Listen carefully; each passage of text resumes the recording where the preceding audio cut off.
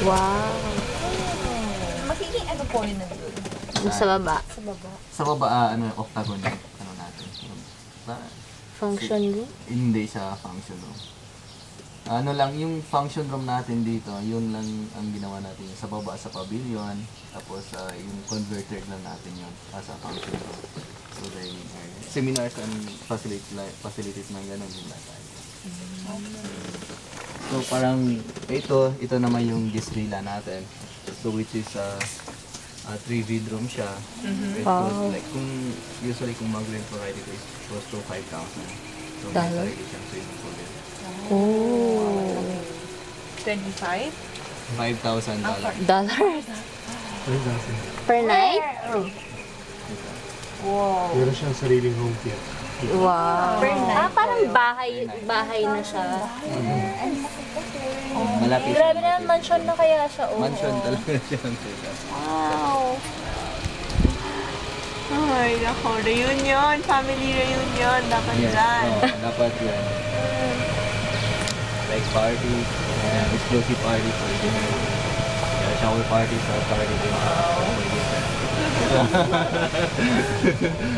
So dito yung ano natin doon for the spa, remote spa. So we have 2 remote spas. Good for 2 couples. Wow. Ito naman yung tea house natin. Ito for romantic dinner. And special dining. Proposal like Naman, my God. boyfriend, you can have a proposal. How sweet. Ito, Nakakuha to 3 na po kami.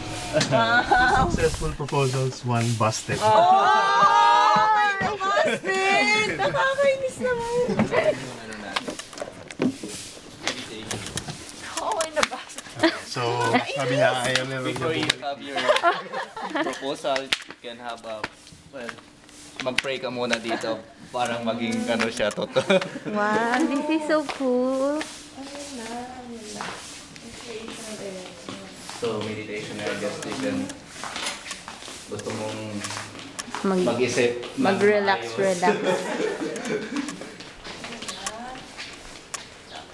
Coco, nakikita mo ba to? Coco! Oh, mag-message ka kay Coco. Coco, next reunion dito na. Meron na kami nakita bahay. It's $5,000 per night.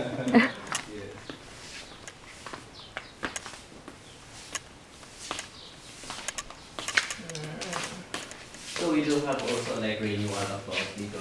3 times na namin nagawa. Then, kasal 2 times. May nagpakasal. And then we do have schedule that is coming early next year, January. It's Naku pa. Wedding? Mga magkanong wedding aabutin dito? the whole package na yun nasa Manila. Sa head office na namin yung sa package natin.